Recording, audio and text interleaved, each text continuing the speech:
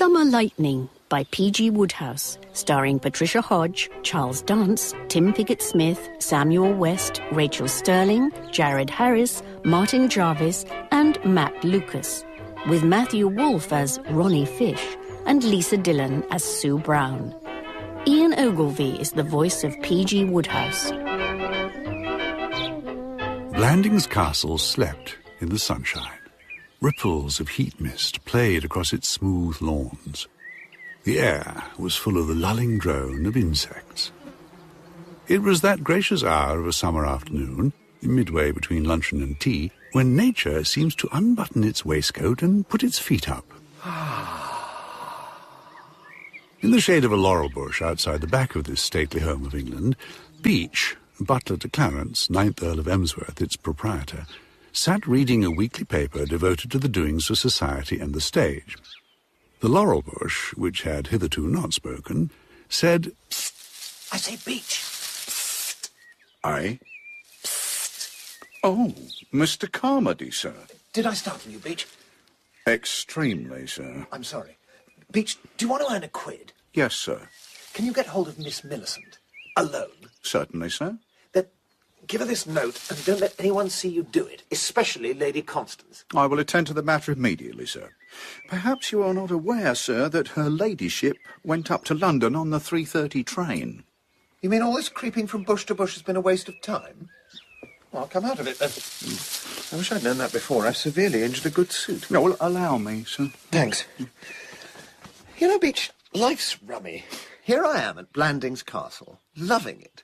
And yet when the project of my coming here as Lord Emsworth's private secretary was first mooted, I don't mind telling you that the heart was rather bowed down with woe. No doubt you were reluctant to leave London, sir. Exactly. But now that old Ronnie's coming down here, joy, as you might say, will be unconfined. Is Mr. Ronald expected, sir? Tomorrow or the day after. I say, what was that thing I saw you cutting out of the paper just now? Oh, a photograph of Mr. Galahad, sir. Would you care to see the clipping? There is a reference to Mr. Galahad's literary work. Oh, let's see. A pretty perky snap of old Gally. The Hon. Galahad Threepwood, brother of the Earl of Emsworth. A little bird tells us that Gally is at Blandings Castle, Shropshire, the ancestral seat of the family, busily engaged in writing his reminiscences. They ought to be as warm as the weather, if not warmer. Thanks. Has it ever occurred to you, Beach, that this book of his is going to make no small stir when it comes out? Frequently, sir. Mr. Galahad was somewhat wild as a young man. Well, I'm saving up for my copy. Thank you, Beach. I must be getting about my duties. You won't forget that note, will you?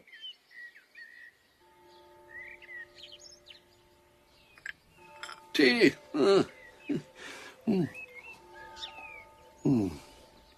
Quite so. Capital. Hello. Ah, tea, Millicent? Hello, Uncle Clarence. Yes, please. You've been down seeing the Empress. Eh? Oh, yeah. Oh, yeah. Sit down, my dear. You, Paul. I've been with her all the afternoon. What do you do to her? Read her bedtime stories? I do. She's in wonderful shape. I've every hope she'll win the silver medal in the fat pigs class at the Shropshire Agricultural Show. Second year in succession. I'm so glad.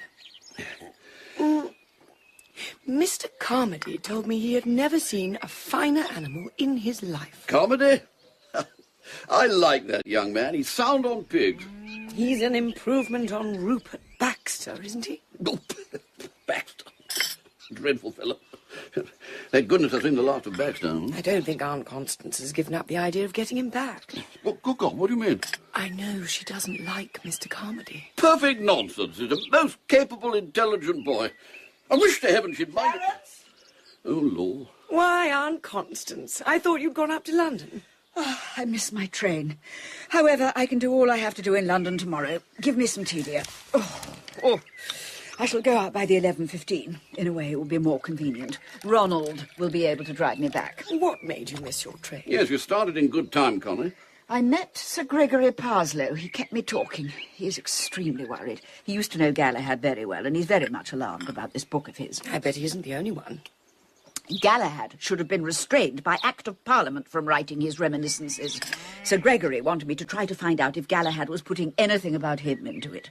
Better ask him. He's coming across the lawn now. Oh, Doesn't he look marvellous? It really is extraordinary that anyone who's had as good a time as he has can be so amazingly healthy. All our family have had excellent constitutions. I'll bet Uncle Gally needed every ounce of his. What?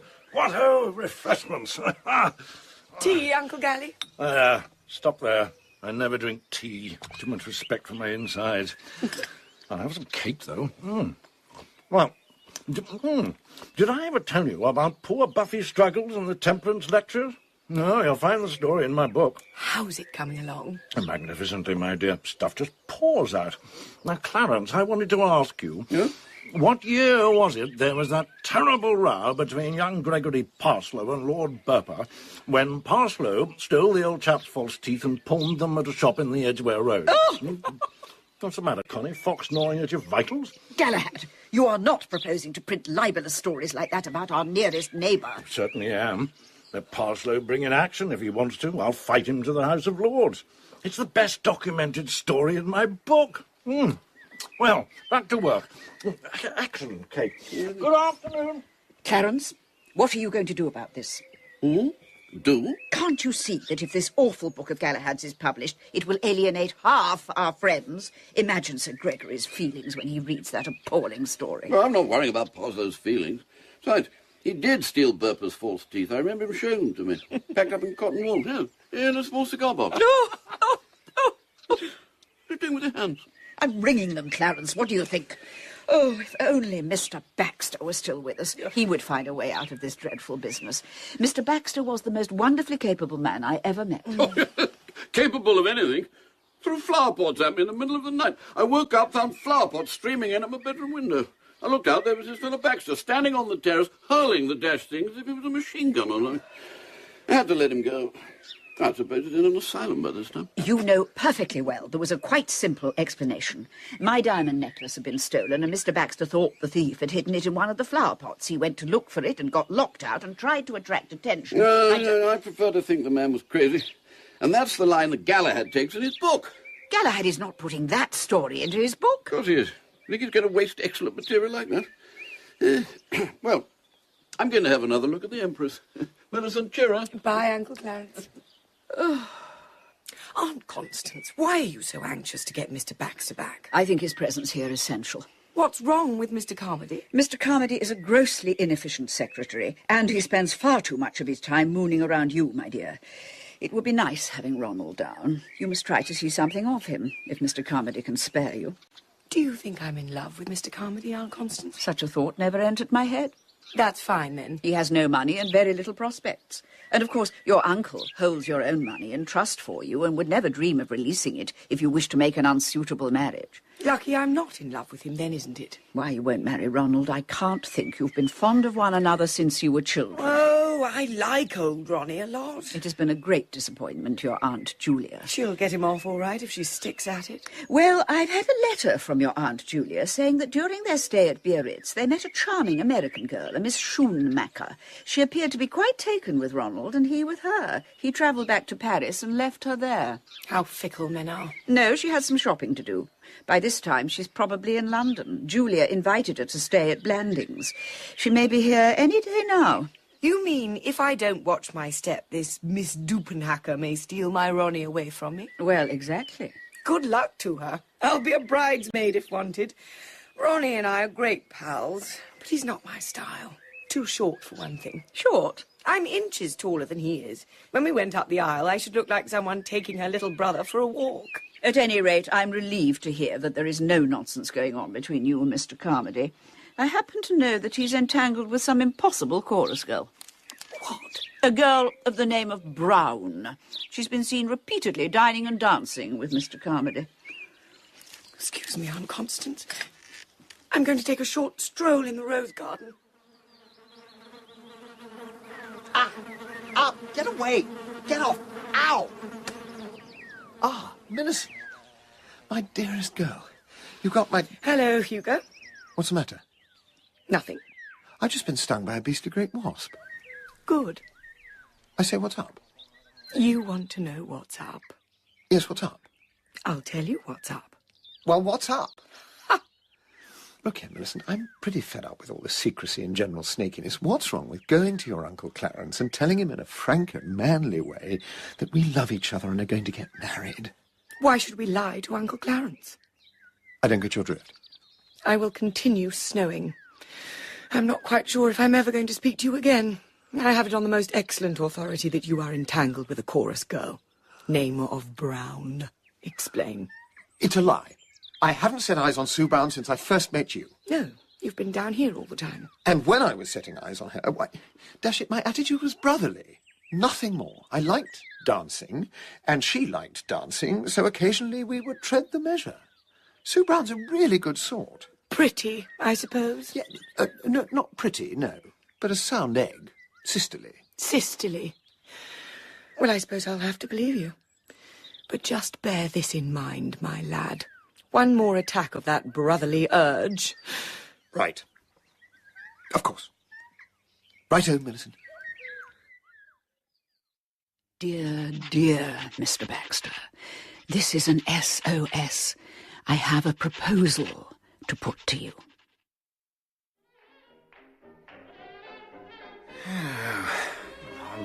Miss Brown won't be long now, sir. Matin's just finishing. Oh, right. I was sorry to hear about the hot spot, Mr. Fish. That nightclub of yours, busting up that way. Yeah. When I heard that you and Mr. Carmody were starting one of those places, I said to the fireman, I'll give it 2 months, I said. It was 6 weeks, wasn't it, sir? Won me £5,000, that did. Ah. Used to see a lot of Mr. Carmody round here at the Regal at one time, asking for Miss Brown. Great friends, those two was. What? By the way, sir, the flowers arrived all right. Eh? The bouquet you sent Miss Brown, sir, right here. I haven't given her them yet. I thought she'd rather have them after the performance. Give me those flowers, Mac. What? Right, sir. Here you are, sir. Now you look just like a bridegroom, sir. When Miss Brown comes out, tell her I'll be waiting outside in my car. Rightio, sir. Ronnie, you precious angel. Sue. I'm so sorry I kept you waiting. I had to see Mr. Mason. The show's coming off on Saturday. It's all the fault of people like you going abroad for the summer instead of staying in London and coming to the theatre. Oh, what lovely flowers. For me. Apparently. Leap in. Listen, Sue, read those blooms. They're beautiful. Yes, but they aren't from me. Look at the note. They're from a blighter named P. Frobisher Pilbeam. Who is he? Ronnie, I've never even met him. He keeps sending me his beastly flowers and writing me his beastly letters, and I've never set eyes on him in my life. You don't know who he is? One of the girls told me that he used to edit that paper, Society Spice. I don't know what he does now. You know, sometimes I ask myself if you really care a hang for me. I'm a failure. Can't even run a nightclub. No brains, no looks. You've got a lovely complexion. Too pink. And I'm so damn short. Why the dickens couldn't I have been born a decent height, like Hugo? Sue, the fellow at the stage door was saying that you and Hugo used to be as thick as thieves. Ronnie, that was before I met you. I used to like dancing with him, that's all. Look, will you swear there's nothing between Hugo and you? Of course there isn't. Nothing between this fellow Pilbeam and you? Of course not. Right. Then I can go ahead as planned. Do you know why I'm going down to Blandings tonight? No, I only wish you weren't. Well, I'll tell you. I've got to get round my Uncle Clarence. He's my trustee, and I've simply got to have another chunk of my capital. Without money, how on earth can I marry you? Let me just get hold of funds and we'll dash off to the registrar's the moment you say the word. Oh, Ronnie, you're a darling. Tell me about Blandings. Any girls there? My cousin Millicent. The family want us to get married. But it's all right. We're both against the scheme. Well, that's some comfort. What other girls? Only one that I know of. Coming soon. A female called Schoonmaker. Mother and I met her at Biarritz last month. American. Pots of money, I believe. One of those beastly tall girls. I didn't like the way my mother tried to shove her off onto me. Well, I suppose you ought really to marry some nice girl in your own set. I'm only a chorus girl, after all. And my mother was a music hall singer. You know? Pink tights and rather risky songs. She was on the halls? What, here in London? Yes. Did I never tell you? Her stage name was Dolly Henderson. She was the rage of London 25 years ago. I always thought you were sort of American or something. I distinctly recollect Hugo, when he introduced us, telling me that you had just come over from New York. So I had. Father took me to America soon after Mother died. Oh, your mother is no longer with us? No. Too bad. My father's name was Cotterley. He was in the Irish Guards. Terrific. We must get him over at once and spring him on my blasted family. He's dead. Oh, sorry. Well, at least let me tell the family about him. If you like. But they'll still object to me because I'm in the chorus. Dash all this rot about chorus girls. My Uncle Gally was in love with some girl on the stage, back in the Dark Ages, and the family bust the thing up and shipped him off to South Africa or somewhere to forget her. Now look at him. I've a jolly good mind to go to Uncle Clarence tonight and simply tell him that I'm in love with you and intend to marry you. What sort of man is he? Uncle Clarence? Oh, a mild, dreamy old boy. At the moment, he's wrapped up in his pig. That sounds cosy. I'd feel a lot easier in my mind going down there to tackle him if I were a pig.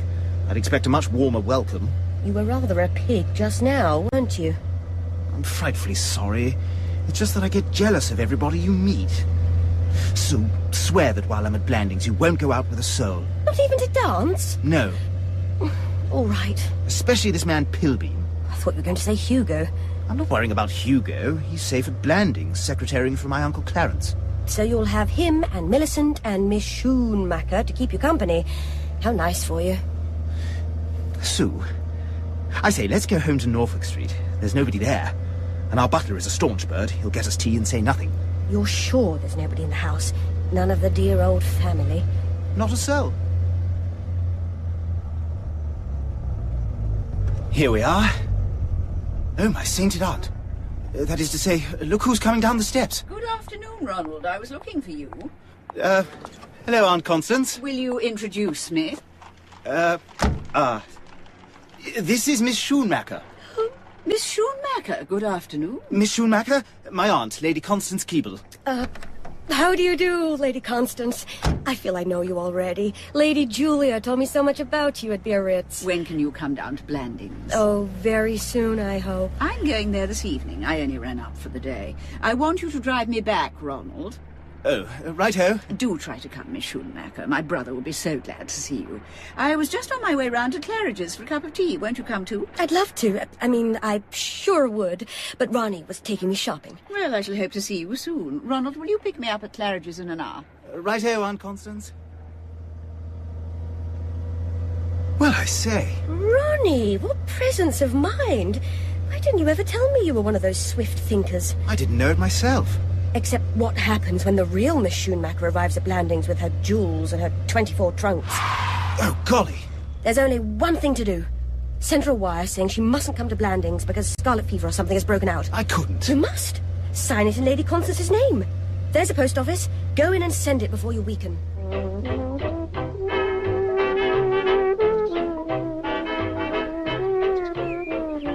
It was the third morning of Ronnie's sojourn at Blandings Castle. Taking with him a tennis ball, which he proposed to bounce before him in order to assist thought, he wandered out into the grounds. Roaming through the sun-flooded park, he bounced his tennis ball and groaned in spirit. Plunged in thought and trying without success to conjure up a picture of a benevolent uncle patting him on the head with one hand while writing cheques with the other, he had wandered some distance from the house when he observed, in a little dell, a large yellow caravan. Meanwhile, in Lady Constance's boudoir... As a Connie, dear, most extraordinary thing happened just now. Remember Baxter? What are you talking about? Of course I remember Mr. Baxter. Well, his ghost had just walked across the gravel. I was looking out of the library window and I suddenly saw... Mr. Baxter. Good morning, Lady Constance. Oh, good morning, Lord Emsworth. What? I happen to be taking a caravan holiday in this neighbourhood, Lady Constance. Ah! And finding myself near Market Blandings last night, I thought I would... Why, of course. We should never have forgiven you if you'd not come to see us, should we, Clarence? Should we what? Oh, did you say you were travelling in a caravan, Mr. Baxter? Of course you must come and stay with us. I will send somebody over to fetch your things. Exceedingly kind of you. It will be delightful having Mr. Baxter back at the castle again, won't it, Clarence? I'm going down to see my pig. Oh, Mr. Baxter, how clever of you to come in a caravan. It prevented your arrival seeming prearranged. I thought of that. You think of everything so efficient. Lady Constance, are you in any trouble? Your letter seems so very urgent. I am in dreadful trouble, Mr. Baxter. You know my brother Galahad. I have never met him. Is he here now? Yes, finishing his reminiscences. I saw in some paper that he was writing the history of his life. Yes, and if the book is published, we shall not have a friend left. Galahad seems to have known everybody in England when they were young, and to remember everything particularly foolish and disgraceful that they did. So you want me to get hold of the manuscript and destroy it? Yes, yes, Mr. Baxter. You are my only hope. I shall be delighted, Lady Constance. And to obtain possession of this manuscript should be an easy task. But is there only one copy of it in existence? Oh, yes. Galahad told me that he was waiting till it was finished before sending it to the typist. Then you need have no further anxiety. Oh, Mr. Baxter. Ronnie Fish's wandering feet eventually took him westward. It was not long, accordingly, before there came to his nostrils a familiar and penetrating odour. Oh, I say. And he found that he was within a short distance of the detached residence employed by Empress of Blandings as a combined bedroom and restaurant. Hello there. Hoisting in a spot of lunch. Ronnie leaned over the rail, absorbed, and with an absent-minded flick of the wrist, bounced the tennis ball on the silver medalist's back.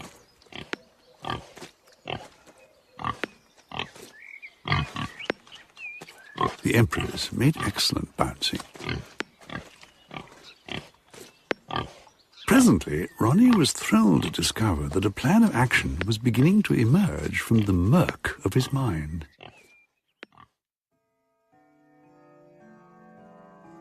I say, Uncle Clarence? Huh?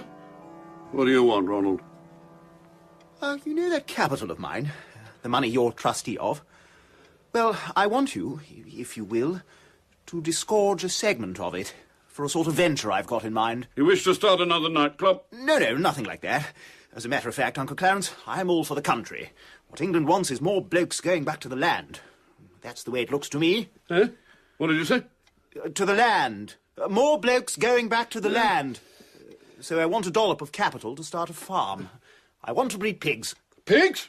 You wish to breed pigs? That's right. Pigs! And I suppose that when you've got them, you'll spend the whole day bouncing tennis balls on their backs. I saw you bouncing your infernal tennis balls on my pig's back. Are you aware that Empress of Blandings is an excessively nervous, highly strung animal, only too ready on the slightest provocation to refuse her meals? You might have undone the work of months with your idiotic tennis ball. Uncle, I never thought that... You aren't fit to manage a pig farm. If I had to select somebody out of the whole world to manage a pig farm, I would choose you last. Here, I say, Clarence, what's all this babble? It's interfering with literary composition. Galahad, he bounced tennis balls on my pig. Do you mean to tell me all this fuss was simply about that blasted pig of yours? The Empress is not a blasted pig. She is the most remarkable animal in Great Britain. Oh. If only people will refrain from incessantly pelting her with tennis balls, the Empress is certain to do what no pig in the whole annals of the Shropshire Agricultural Show has ever done: win the silver medal 2 years in succession. Don't you be too cocksure, my boy. I looked in at the Emsworth Arms the other day, and there was a fellow there offering 3 to 1 on an animal called Pride of Matchingham. Tall, red-haired fellow with a squint. What? Pride of Matchingham belongs to Sir Gregory Parsloe. I've no doubt the man offering such ridiculous odds was his pigman, well beloved. The fellow used to be in my employment.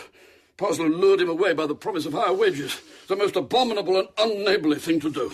Well, you look after that pig of yours, Clarence. Parsloe's up to his old games. He intends to nobble the Empress somehow, or if he can't do that, steal her. Oh, you don't mean that? No, I do mean it. The man's as slippery as a greased eel. I've known young Parsloe for 30 years. Some of us used to meet at the Black Footman in Gossiter Street in the old days and match our dogs against rats in the room behind the bar. Well, I put my Towser up against young Parsloe's banjo on one occasion for £100 a side. Now, when the night came and he was shown the rats, I'm dashed if Towser didn't just give a long yawn, roll over and go to sleep. My firm belief has always been that just before the contest, young Parsloe gave him about £6 of steak and onions. Couldn't prove anything, of course, but I sniffed the dog's breath, and it was like opening the kitchen door of a Soho chop house on a summer night. That's the sort of man Parsloe is. You'll find the story in my book. God bless my soul. Well, I never realised. I must see my pig man at once.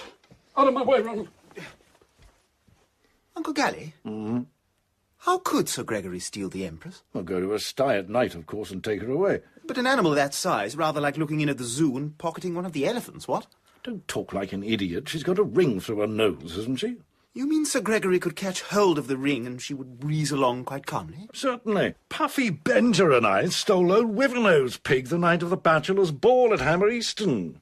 We put it in Plug Basham's bedroom. There's no difficulty about the thing whatsoever. Little child could have led it. Well, good morning. Yes, indeed. Good morning, Uncle Gally. Thank you. Thank you very much. Yeah! What? Stop that damned noise. How am I supposed to write with a noise like that going on? Sorry, Uncle. I was just thinking of something. Well, think of something else. By the way, how do you spell intoxicated? 1X. Ah, thanks. Hello, Beach. Just thought I'd look in on you for a chat. Very good, sir. No, sit down. Oh. When I was a kid, I used to be in and out of this pantry of yours all day long. I could always bring my worries to you, couldn't I, Beach? Yes, sir. Remember the time I hid in here when my Uncle Gally was after me with a wang-ee for putting tin tacks on his chair? Yes, sir. It was a close call, but you saved me. You were staunch and true, a man in a million. Extremely good of you to say so, sir. Later, as the years went by, I did my best to repay you. Remember the time I gave you Blackbird for the Manchester November handicap? Yes, sir. It proved a remarkably sound investment. Well, you certainly always did the square thing by me. I trust I shall always continue to do so, sir. I know you will, Beach. And that is why I feel so sure that when I have stolen my uncle's pig, you will be there helping to feed it till I give it back. Eh? You see, Beach, strictly between ourselves, I've made up my mind to sneak the Empress away and keep her hidden in that gamekeeper's cottage in the West Wood. And then, when Uncle Clarence is sending out SOSs and offering large rewards, I shall find it there and return it, thus winning his undying gratitude and putting him in the right frame of mind to yield up a bit of my money. You get the idea? You're quite right. The scheme of a lifetime. But pigs like the Empress, Beach, require large quantities of food at frequent intervals. I can't possibly handle the entire commissariat department myself. That's where you're going to help me, like the splendid fellow you've always been. An enormous quantity of food they need. Here it is in this book. At least 6 pounds of meal a day. Not to mention milk, or buttermilk and bran, made sloppy with swill. But, Mr. Ronald... Don't tell me you're thinking of turning me down, Beach. There's money in the thing. 10 quid down, Beach, the moment you give the nod. But, sir, I mean, if ever it was found out, really, I don't think you ought to ask me, Mr. Ronald. Beach, it may interest you to know that I've heard of something really hot for the Goodwood Cup. The Goodwood Cup, sir? Not Jujube? No, not Jujube. Ginger George? No, it's no use trying to guess. Only 2 touts and the stable cat know this one. But you shall know it, Beach, the minute I give that pig back and claim my reward. And that pig needs to be fed. Well, Beach, how about it?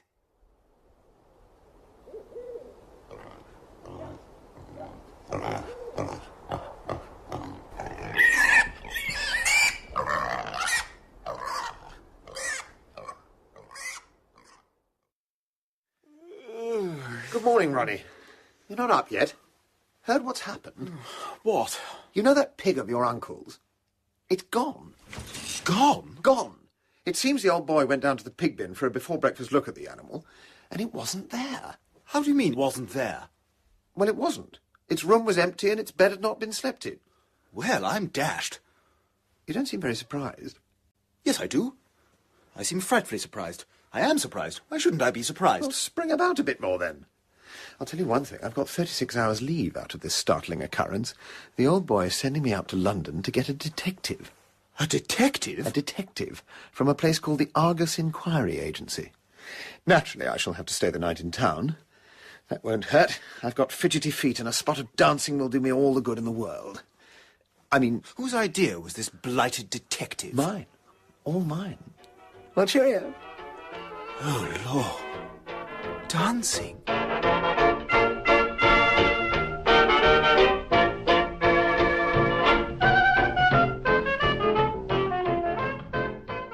Source and best man investigate big robbery. Unsigned. Big robbery. Well, yours, probably. with a big fee attached to their recovery, perhaps. But where? You can't scare England asking people if they've had a big robbery in their neighbourhood. Come in. The Argus Inquiry Agency? Good morning. P. Frobisher Pilbeam, manager at your service. Can I help you? Yes, I think you can. Fine day. My name's Hugo Carmody. Huh? Right, sleuth to business. I suppose you want to know what I've come about. When you're ready to get round to it. Well, I am, at the moment, private secretary to Lord Emsworth at Blandings Castle in Shropshire. Blandings Castle? Do you know anything about this telegram? Seems to have been handed in at a place called Market Blandings. The old boy must have sent that after I left. The absence of signature is no doubt due to mental stress. Lord Emsworth is greatly perturbed. About this robbery? Exactly. I see. This big robbery. Tell me about it. Big? The telegram says big. Oh, the word should be pig. Lord Emsworth's pig has been stolen. Pig? You know what a pig is, surely? If not, then I'm afraid there's a good deal of tedious spade work ahead of us. A pig? Does Lord Emsworth seriously suppose I have time to waste looking for stolen pigs? Good day to you. Oh. Well, so be it. But I wonder if I could take advantage of the beautiful friendship which has sprung up between us to use your telephone. Thank you. I say, you seem a knowledgeable sort of bloke, Pilbeam. What's the best that London currently has to offer to a young man with his blood up and the vine leaves more or less in his hair? Mario's. It's the only place. As a matter of fact, I recently bought shares in it. Really? What's the band like? It's Leopold's. Good enough for me.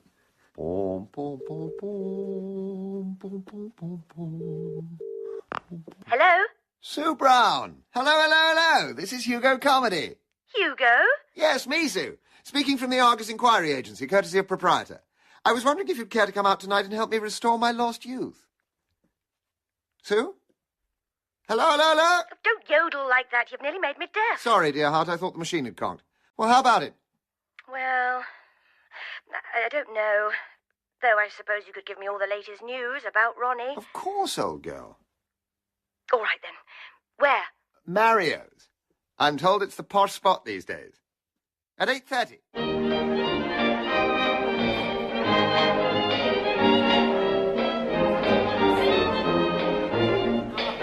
You won't breathe a word to Ronnie about our coming here, will you, Hugo? I told you not a syllable. Was that your foot? Yes. Sorry, I haven't got the hang of these new steps yet. All right.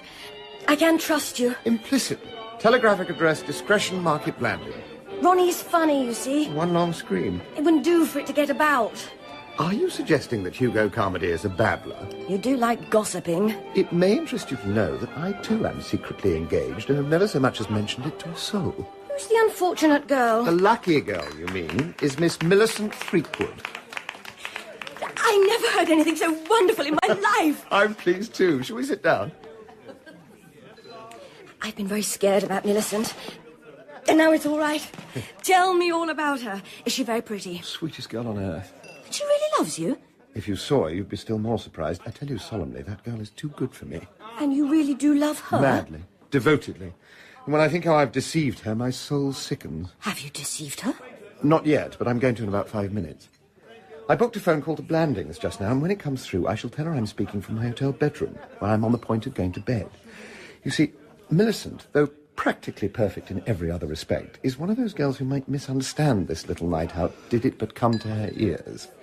Speaking of which, you ought to see them, like alabaster shells. I know what you mean. Ronnie's like that. What, alabaster shells? No, I mean he would be furious if he knew that I'd come out dancing. Oh, no, I do love dancing so. Excuse me, Mr. Carmody, sir? Ah, this must be the bringer of glad tidings. Is that my call? Yes, sir, your telephone call is all set. Thank you, sir. Thanks. Amuse yourself somehow, Sue, till I return. Good evening. Hello? Miss Brown? Yes? Yes, of course it is. I thought I'd take this opportunity. My name is Pilbeam. Pilbeam?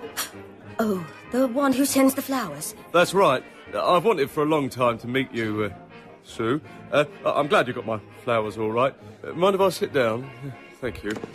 Well, I... Oh, Sue. Thank God. There you are. Ronnie, my precious, what are you doing here? Sue, I just had to drive up from Blandings to see you. I called at your building, heard you were here with Carmody. That's okay, of course, but Who's this reptilian-looking squirt with his hair done in ridges? You're not Carmody? No, I am... Now, Ronnie... Excuse me, sir. I'm afraid it's evening dress only on the dancing floor. Gentlemen in flannel suits can be accommodated in the balcony. Shut up. Come on, you blister. Tell me who you are. Ronnie, please. He's just... Look, I can explain. Plenty of room in the balcony, sir. Evening dress only on the dancing floor, sir. Didn't you hear me? I said stow it. Ronnie. Mr. Ronald Fish, may I introduce Mr. Pilbeam? What? Pilbeam?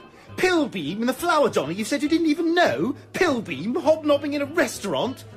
Right. Put your fists up, Pilbeam, you hobnobbing excrescence. Now, wait a minute. Sorry, sir. Did my colleague mention that the management prefer to reserve the dancing floor exclusively for clients in evening dress? Get out of my way. But there's a bright side, sir. Gentlemen in flannel suits can be accommodated in the... Take that, you interfering... Accommodated in the balcony, sir. And you... Now you, Pilbeam, you creeping, slinking Lothario. Commissioner! Call the commissioner! Pilbeam, put him up, you cuckoo in the nest. All right, everybody. Stand back there. I'll attend to this. Now, be a sensible gentleman, sir. What? Take that, you mustachio waxwork. Oh. Thank you, sir. This way, sir. I spent many lively years in the army before my present position. This is no trouble to me. This way, sir. Let go of me. Take your hands off me. Let me go, do you hear? Just bouncing you out now, sir. Thank you. The police have been summoned. Thank you, sir. The street is this way. I'm obliged to you, sir. Thank you. Ronnie! Ronnie! If you'll excuse me, Miss Brown, I have an urgent appointment. I can't help feeling it's my fault, Sue. If I hadn't asked you to marry us last night... Oh, Hugo, I couldn't bear it this morning when Ronnie walked away from me without a word outside the magistrate's court. And now he's driven off to Blandings. I said better drink your tea. It was finding me with Pilbeam, that's the trouble. You see, I told Ronnie, and it was quite true, that I didn't know him. Yes, he said. Anyway, bound over to keep the peace, fined £5. Moral victory, I'd say. I tried to drive into his head that it was an accidental meeting with Pilbeam, but he'd have none of it. I fear, old thing, there's nothing to be done but leave the whole binge to Time the Great Healer. I'm sure he'd see that I love him if we had a real talk. The trouble is you're here, and he'll be back at Blandings in a few hours. Complex. Mr. Carmody! Mr. Carmody! Paging Mr. Carmody. Mr. Hugo Carmody. Hang on, Sue. I say hi there. Oh, Mr. Carmody. Wanted on the telephone, sir. Oh, right. Thanks. Thank you, sir. Mr. Richard Little. Paging Mr. Richard Little. Sue, I'm awfully sorry. It must be Millicent. She's the only person who knows I'm at this hotel.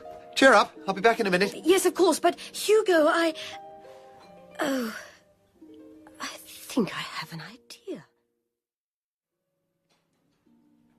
I say, that was Millicent on the phone. Was it? How nice. Listen, Hugo... Speaking from Blandings. She's broken off our ballet engagement. Broken it off? But why? She's found out that I took you to dinner last night. What? But how? If ever I meet that slimy Marcel Wave byproduct Pilbeam again, let him commend his soul to God, if he has time. Oh, Hugo. Tell me all about it. Well, after I came up from Blandings, Millicent, suspecting I might be up to something in London, got the Argus agency on the telephone and told them to follow my movements. Apparently she's just been talking to them and getting their report. And now she says that if I thought we were still engaged, I could have 3 more guesses. My every step was dogged by a blasted bloodhound. I don't think Millicent can be a very nice girl. Oh, no, she's an angel. Celebrated for it. I don't blame her. I do. Now, listen, Hugo. While you were at the telephone, I had a marvellous idea. Have you ever heard of a Miss Schoonmaker? I seem to know the name. Who is she? Me. Don't talk drip to a broken-hearted man. What do you mean? Listen. When Ronnie was driving me in his car, we met Lady Constance. She thought I was this Miss Schoonmaker because, you see, I shall wire Lady Constance that I'm coming to Blandings right away. Game idea, Sue, but impossible. Absolutely out of the queue. Why? She's expecting me. Don't you realise that just as you reach the front door, the real Miss Schoonmaker will arrive in person, dishing the whole thing? No, she won't, because Ronnie sent her a telegram in Lady Constance's name saying that there's scarlet fever or something at Blandings and that she wasn't to come. Hang on. This is just coming through to me. It's terrific. Don't you see, Hugo? Once I'm at Blandings, I shall be able to make Ronnie be sensible. Then you'll be able to tell Millicent that there was no harm in my being out with you because I'm engaged to Ronnie. That's right. So go and send this Schoonmaker another telegram. Keep on sending telegrams. Say that Blandings Castle is ravaged with disease. Not merely scarlet fever, mumps. Not to mention housemaid's knee, diabetes, measles, shingles, and the bots. We're on to a big thing, my Susan. Drink up and tally-ho for Blandings!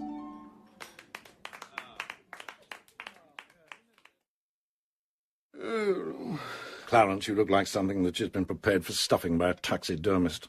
Well, where's my pig? I know. Bad business, this. Appalling, my dear fellow. And what young Carmody tells me completely upsets my plans. Carmody? Yes. I sent him to the Argus Inquiry Agency in London to engage the services of a detective. And Gregory Parsloe once mentioned them to me in the days when we were on better terms. Parsloe? And Carmody tells me they were firm in their refusal to trace missing pigs. Just as well. What do you mean? It'll save you a lot of unnecessary expense. I'd just been telling Constance the man who stole Empress of Blandings was Gregory Parsloe. What? Parsloe? It stands to reason. Have you forgotten what I told you the other day? Yes. About Parsloe nobbling my dog, Towser? Bless my soul.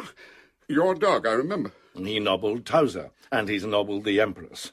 Oh, dash it, Clarence, use your intelligence. Who else except Parsloe had any interest in getting the Empress out of the way? But Galahad, a man in Parsloe's position. Fellow's a justice of the peace. He grows pumpkins, for goodness sake. What do you mean, a man in his position? I've known young Parsloe all his life. But even so... And so don't expect me to believe that inheriting a baronetcy and settling down in the country has made him so dashed pure and high-minded that he wouldn't stoop to nobbling a pig. The scoundrel. What shall I do? Do? Go to him right away and tax him. Tax him?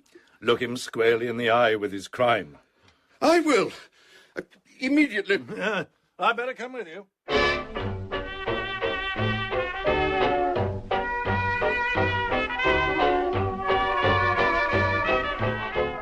Now then, Parsloe, your sins have found you out. What?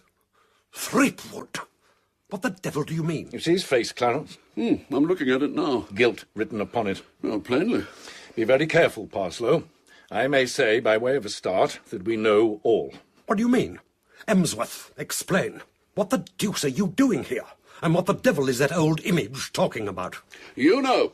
Parsloe, produce that pig. Pig? Pig. Did you say pig? Pig. What pig? He says what pig? I heard him. I don't know what you are talking about. Now look, Parsloe, you sheep-faced shambling exile from hell. Disgorge that pig immediately. My Empress. Precisely. Empress of Blandings, the pig you stole last night. Do you mean to tell me that you seriously accuse... Emsworth, I always knew that you were as mad as a coot. As a what? Coot, sort of duck. Now listen, Parsloe, we know you have stolen that pig. I haven't stolen any damned pig. What would I want to steal a pig for? What did you want to nobble my dog Towser for in the back room of the Black Footman? To queer the favourite. That's why you did it, and that's what you're after now. Oh, we can see through you all right, young Parsloe. We read you like a book. You're crazy, both of you. Stark staring mad. Parsloe, will you or will you not cough up that pig? I have not got your pig. I haven't seen the creature. Why a coot? Very well, Parsloe. From now on, there will be no more forbearance. Unless you restore that pig, I shall insert in my book every dashed thing I can remember about you. The world shall know you for what you are, the only man who was ever thrown out of the Café de l'Europe for trying to raise the price of a bottle of champagne by raveling his trousers at the main bar. And what's more, I'll tell the full story of the prawns. Ah, prawns. I will. The full, true, and complete story of the prawns, omitting nothing. What was the story of the prawns, my dear fellow? Never mind, Clarence. I know, and young Parsloe knows. And if Empress of Blandings is not back in her sty this afternoon, you will find it in my book. But I keep telling you I know nothing whatever about your pig. I have not seen the animal since last year's agricultural show. I didn't know it had disappeared till you told me. Come along, Clarence. What? Are we going? Yes, there's nothing more we can do here. Let us get away from this house before it is struck by a thunderbolt.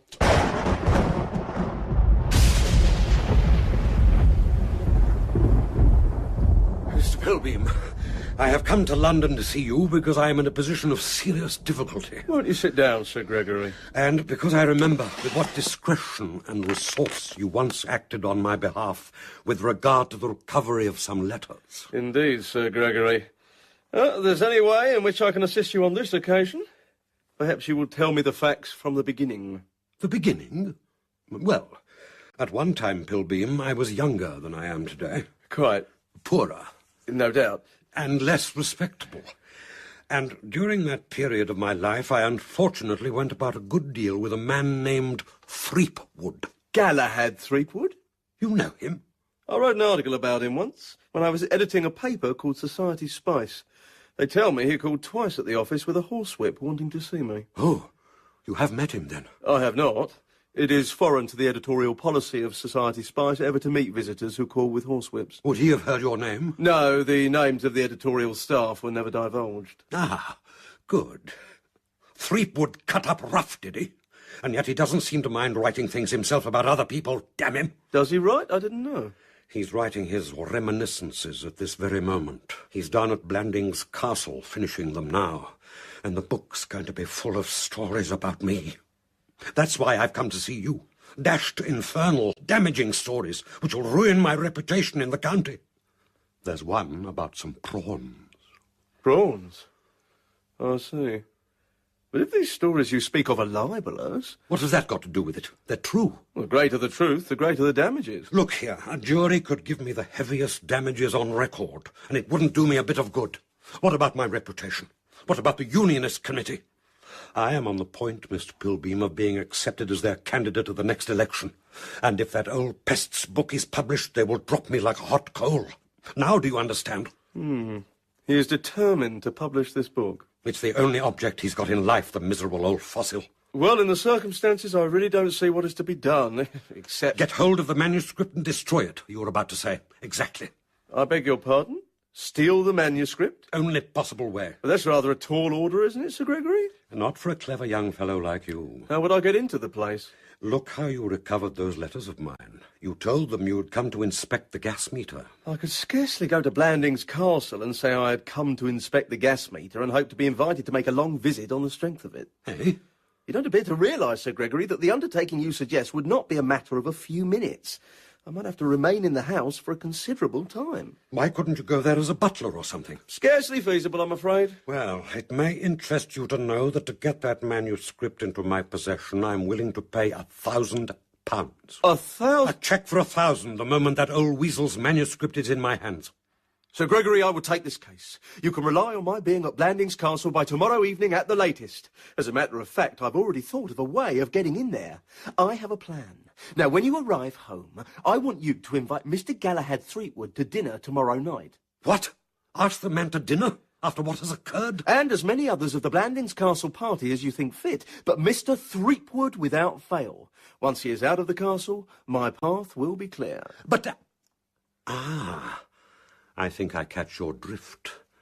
Yes, Lady Constance. I'll send the invitation to her, and, yes, dash it, I shall tell her the full facts. Women have a strange power over their near relations. Splendid! Excellent, Sir Gregory. Then you can leave the rest to me. Having reread the half-dozen pages which he'd written since luncheon, the Hon. Galahad Threepwood placed the manuscript in its drawer. Lovingly, like a young mother putting her firstborn to bed. He was ink-stained but cheerful. Happiness comes from giving pleasure to others, and the little anecdote which he'd just committed to paper would, he knew, give great pleasure to a considerable number of his fellow men. All over England they'd be rolling out of their seats when they read it. True, their enjoyment might possibly not be shared to its full extent by Sir Gregory Parsloe of Matchingham Hall, for what the Hon. Galahad had just written was the story of the prawns. But the first lesson an author has to learn is that he cannot please everybody. Descending the broad staircase, he observed Beach in the hall below. Hello, Beach. What's the car doing out there? Oh, forgive me, sir. You made me jump. The butler had a strained, haunted look, as if he'd done a murder and was afraid somebody was going to find the body. It was, in fact, the look that butlers always wear when they have allowed themselves to be persuaded, against their better judgment, into becoming accessories before the fact in the theft of their employer's pigs. Her ladyship ordered the car, sir. I understand that she and Mr. Baxter are going to Market Blandings Station to meet the American young lady, Miss Schoonmaker, sir. Schoonmaker? I used to know old Johnny Schoonmaker well. Mixed the finest mint juleps in America. You seen Lord Emsworth anywhere? His lordship's at the telephone, sir. Oh, Beach, don't do that. You've got some kind of palsy. I beg your pardon, Mr. Galahad. It was something I was suddenly reminded of. There was a gentleman who desired to communicate with you on the telephone. I understood him to say that he was speaking from Oxford, being on his way from London to Blackpool in his automobile. Who was it? Oh, I did not get the gentleman's name, sir. But he desired me to inform you that his business had to do with a dramatic entertainment. A play? Yes, sir. He said that he would call in to see you. All right. Well, thank you, Beach. Thank you, sir. Oh, good afternoon, Miss Millicent. Oh, hello, Beach. Ah, yes, I know who it is. Oh? He wrote to me yesterday. Theatrical manager fellow I used to go about with years ago. Man named Mason. Owns the Regal Theatre. He's got a play, adapted from the French, and he's had the idea of getting me to put my name to it. Really? All on the strength of my book coming out at the same time. Not a bad notion either. Galahad, Threepwood's a name that's going to have box office value pretty soon. Oh? What's the matter with you? I've seen fogs that were cheerier. What's that you're reading? It belongs to Aunt Constance. It seems to be about theosophy. Theosophy? What the devil's happened to everyone in this house? There's some excuse, perhaps, for Clarence, if you admit the possibility of a sane man getting so attached to a beastly pig. But what's wrong with all the rest of you? Ronald's hiding in corners like a bereaved tomato, and Beach springs up and down when you speak to him like a harpooned whale. It's getting on my nerves. Good afternoon. Hello, Millicent. I'm back. Interesting book? I beg your pardon? Only said... Is that an interesting book? Very. What's it about? Transmigration of souls. Ah. The thing I'm not very well up on. One of the many, I should imagine. I say don't go. You know, letting a little thing like what happened the other night at Mario's rot up a great love like ours, well, I call it a bit rotten. You know perfectly well you're the only girl in the world I ever... Shall I tell you something, Hugo? What? You make me sick. And if you're interested in my future plans, I intend to marry the first man who comes along and asks me. Goodbye. Bye. Beach. Sir? Curse all women. Very good, sir. Thank you. Oh, hello, my boy. Farewell. Oh, not him as well. Now, I say, Beach, just remembered something. You were with old General Magnus, weren't you, before you came here? Yes, Mr. Galahad? Then perhaps you can tell me the exact facts about that trouble in 1912. Now, I know the old chap chased young Mandeville 3 times round the lawn in his pyjamas. But did he merely try to stab him with the bread knife, or did he actually get home? I could not say, sir. He did not honour me with his confidence. Infernal nuisance. I'd like to get these things right. Oh, there you are, Galahad. I've had the most cheering piece of news. Good God, Clarence, what's happened? Found that pig under the drawing-room sofa or something? That detective, he has come after all. He's at the Emsworth Arms. He rang up to ask if I still required his services. Well, you don't. There's only one man who could have stolen that pig, and that's young Parsloe. But this man will be able to collect evidence. It's most important. The case should be in the hands of a man with a trained mind. Clarence! Connie, my dear, a friend of mine is arriving this evening. Spent a few days. Forgot to tell you. Well, we have plenty of room for him. I'm off to the station. By the way, we are dining at Matchingham tonight. Matchingham? With whom? Sir Gregory, of course. What? I had a note from him after luncheon. It is short notice, of course, but that doesn't matter in the country. Constance, I will not dash it dine with that man. That is final. Clarence. Connie, no, please don't smile your lion-tamer smile. Don't be absurd, Clarence. I have already accepted for you, Galahad, myself and Millicent. I do not intend to be on bad terms with our nearest neighbour, even if 100 of your pigmen leave you and go to him. If Sir Gregory has decided to make the first move towards a reconciliation, we cannot possibly refuse the overture. Indeed, what about my friend arriving this evening? I invite him here to pay us a visit. The moment he arrives, we meet him at the front door, dash it, and say, here you are, Pilbeam. Well, amuse yourself, Pilbeam. We're off. Did you say Pilbeam? It's no use talking, Clarence. Dinner is at 8. Once and for all, I tell you, Connie... Of course we must go, Clarence. What? Nothing gained by having unpleasantness with your neighbours in the country. We shall have a pleasant evening. Exactly, Galahad. Now, I have to meet Miss Schoonmaker's train. Mr. Baxter is waiting for me in the car. Yeah, but Galahad, look, my dear fellow... It's all right, Clarence, my boy. I have the situation well in hand. Dine with Parsloe? Why on earth the man is inviting us, I can't understand. I suppose he thinks that if he gives us dinner, I shall relent and omit the prawn story. No such luck. Do you know what we're going to do tonight, after dining with Parsloe and sending Constance back in the car? No. We're going to steal his pig, my boy. What? Came to me in a flash while Constance was talking. Parsloe stole the Empress. Very well. We'll steal Pride at Matchingham. Steal? But Galahad... It's the only thing to do. Reprisals. Recognised military manoeuvre. Yes, but how? Easily. You show me where he keeps it, my boy, and I'll do the rest. Then we'll be in a position to talk terms with young Parsloe, and he'll see the game is up. And I'll tell you where we're going to hide the animal. We're going to put it in that caravan that your flower-pot-throwing friend Baxter arrived in. Nobody's going to think of looking there. Bless my soul. In the first of 2 parts of Summer Lightning by P.G. Wodehouse, Lisa Dillon played Sue Brown and Charles Dance played Galley, with Matthew Wolfe as Ronnie Fish. Beach was played by Tim Pigott-Smith, Lord Emsworth by Martin Jarvis, and Lady Constance by Patricia Hodge. Percy Pilbeam was played by Matt Lucas, Millicent by Rachael Stirling, and Hugo by Samuel West. Jared Harris was Rupert Baxter, and Michael Jayston played Sir Gregory Parsloe. First waiter and commissionaire, John Glover. Second waiter and stage doorkeeper, David Weston. The page girl, Anna Moore. Ian Ogilvy was the voice of Wodehouse. Summer Lightning was dramatised by Archie Scotney, directed by Martin Jarvis, and is a Jarvis and Ayres production for BBC Radio 4. You're listening to the Mystical Magpie channel. Please subscribe.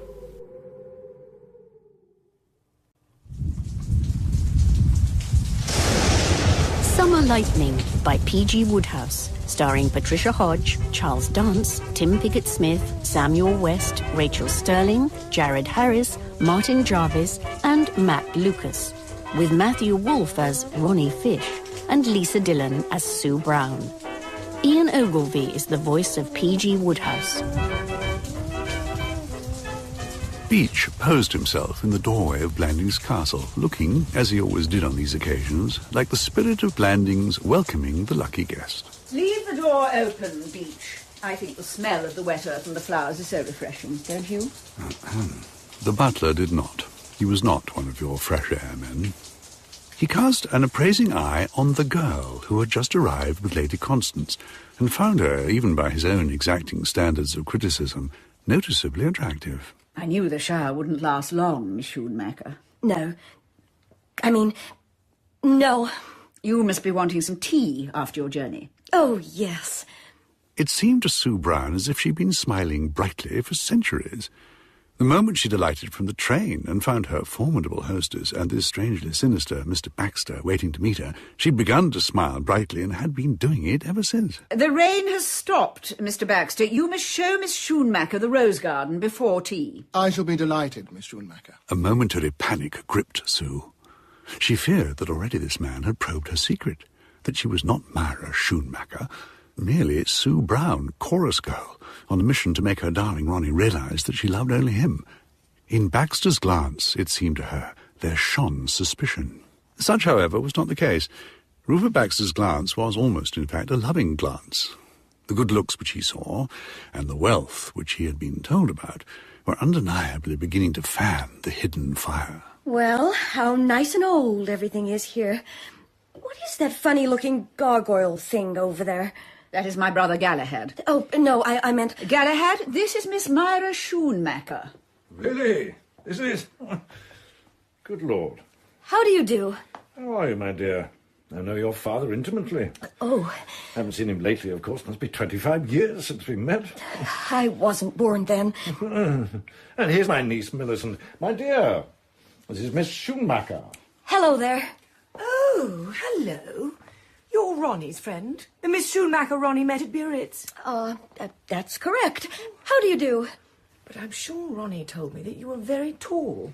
I suppose almost anyone seems tall to that boy, what? Sure. Millicent, have you seen Ronald anywhere? Not since lunch. I suppose he's out in the grounds somewhere. Miss Schumacher, Ronald will be surprised to find you here. Your telegram did not arrive till after lunch, so he does not know that you were planning to come today. And now Mr. Baxter is going to show Miss Schumacher the rose garden. Oh, No, he isn't. I am. Old Johnny Schumacher's little girl. Great fellow, old Johnny. Why, there are 100 things I want to discuss. Come along, my dear. Sun's coming out already. Well, quite a short tour, really. Just roses and, roses. You get the idea. I saw you needed rescuing from that Baxter fellow. Look, I'll escort you back to the terrace. Come along. I'm expecting a man to call to see me about a play. This book of my reminiscences is going to make a stir, you see. And he thinks that if he can get me to put my name to the play... but Clarence! Eh? What? Over here. How do you do? Clarence will look after you. Of course. Ronnie's uncle. Clarence, this is Miss Schumacher. Lord Emsworth. Oh, yes, to be sure. Take her about and show her things. I wouldn't go too far from the house, though. There may be a storm coming up. Exactly. Precisely. You fond of pigs, Miss Schumacher? Oh, yes. Very. I'm afraid mine has been stolen. I'm so sorry. Thank you. But I now have strong hopes that she may be recovered. A detective, you see. A trained mind is everything, eh, Galahad? Here, what I always say... God bless my soul. What the blazes? Good heavens, it's Baxter. I say, Baxter, what are you doing jumping out of windows? What on earth? Baxter! I slipped. I didn't jump. Oh, no. Slipped? How? Where? I was, leaning out of the library window and I lost my balance. Whew. I think I'll go indoors and wash my hands. And face. Mad as a coot. Madder, I'd say. And if you take my advice, you'll hide the flower pots. Miss Schumacher, one of the things this fellow Baxter does when he gets these attacks is to hurl flower pots at people. I beg your pardon, sir, but... What's the matter, Beach? You look as if you're pacing behind the coffin of an old friend. The gentleman is... Oh, right. I'll see you in a minute, my dear. Look after Miss Schumacher, Clarence. Shan't be long. I think you know my nephew Ronald. Yes. The boy's an ass. Oh, why? Well, heredity, probably. His father was the biggest fool in the Brigade of Guards. The boy bounces tennis balls on pigs. What? I saw him with my own eyes. He bounced a tennis ball on Empress of Blandings, not once, but repeatedly. Aggravating boy. My lord? Oh, hello, Beach. Yes, what's this? A card, your lordship. The gentleman is in the hall. Ah, you'll excuse me, my dear. It's most important I should see this fellow immediately. You don't mind, miss? I'm obliged. Not at all. And for you, miss, this letter. Oh, thank you. Thank you, miss. From Ronnie? Oh, no. From R.J. Baxter. Dear Miss Schumacher, I feel that I must give you an explanation of the incident which occurred in the garden a short while ago. From the observation which Lord Emsworth let fall in my hearing, I fear you may have placed a wrong construction on what took place. I allude to the expression, mad as a coot, which I distinctly heard Lord Emsworth utter as I moved away. The facts were precisely as I stated. I was leaning out of the library window, I lost my balance and fell. That I was entitled to expect sympathy, I overlook. But the words, mad as a coot, I resent extremely. I feel, therefore, that in justice to myself, I must tell you that Lord Emsworth is a man to whose utterances no attention should be paid. He is, to all intents and purposes, half-witted. His relatives look on him as virtually an imbecile, and have, in my opinion, every cause to do so. In these circumstances, I think I may rely on you to attach no importance to his remarks this afternoon. Yours sincerely, R.J. Baxter. P.S. You will, of course, treat this as entirely confidential. P.P.S. If you're fond of chess and would care for a game after dinner, I am a good player. P.P.P.S. Or Bezique. Bezique? All alone, Miss Schumacher. Oh! You know, it's been a great treat to me meeting you, my dear. Your father and I correspond pretty regularly. He tells me all the news. Did you leave your family well? Quite well. And how was your Aunt Edna? Fine. And your father must have been mistaken when he told me she was dead. But perhaps you thought I meant your Aunt Edith. Oh, yes. Pretty active? Oh, yes.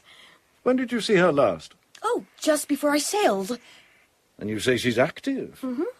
Curious. I heard 2 years ago that she was paralyzed. I suppose you mean active for a paralytic. Confide in me, Miss Brown. What's the game? Miss Brown, up there is the small library where I work. I was looking out of the window a short while back when you were down here talking to my brother Clarence. There was a fellow with me. He looked out too. Theatrical manager fellow named Mason.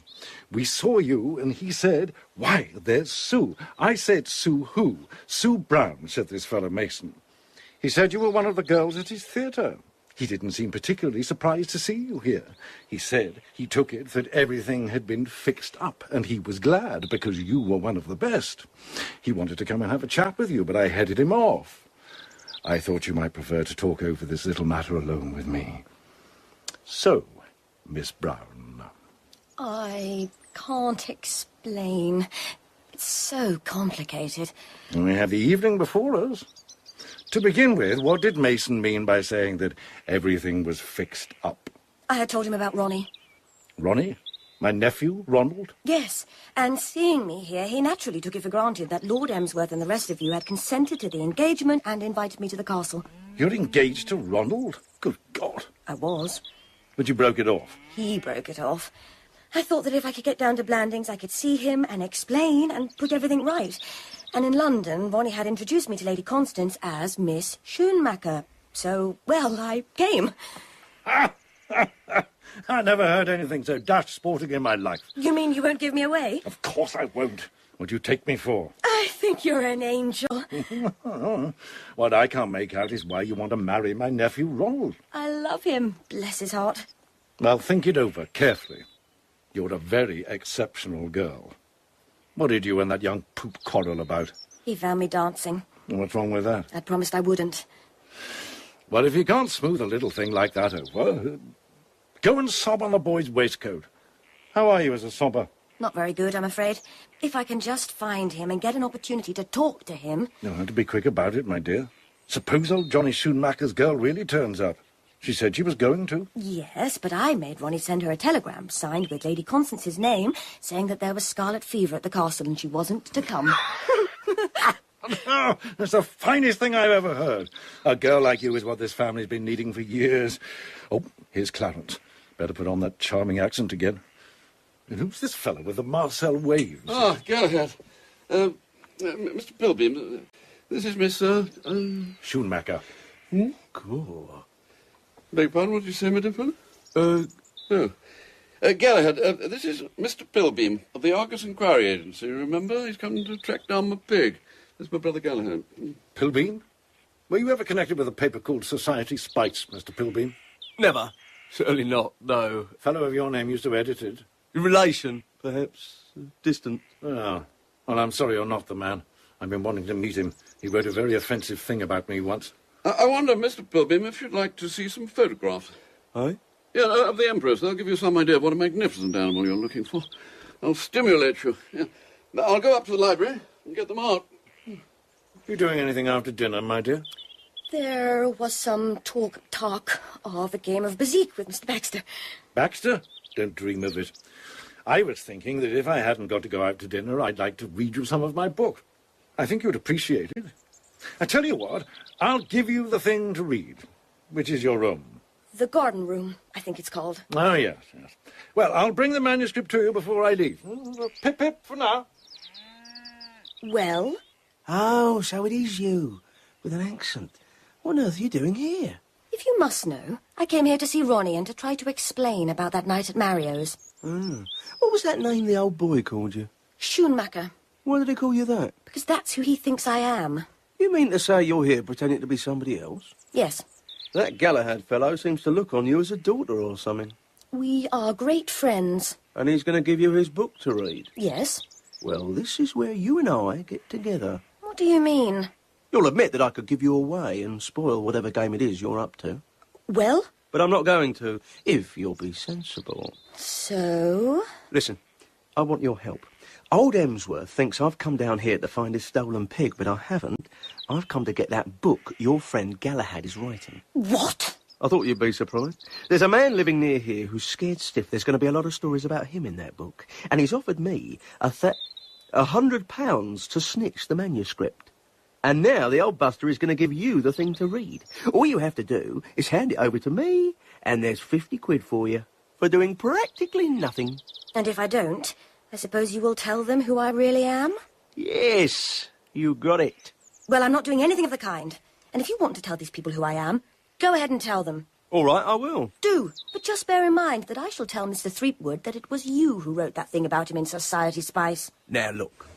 Pilbeam, my dear fellow, will you come up? I found the photograph. Oh, righty-o, Lord Emsworth. Thank you.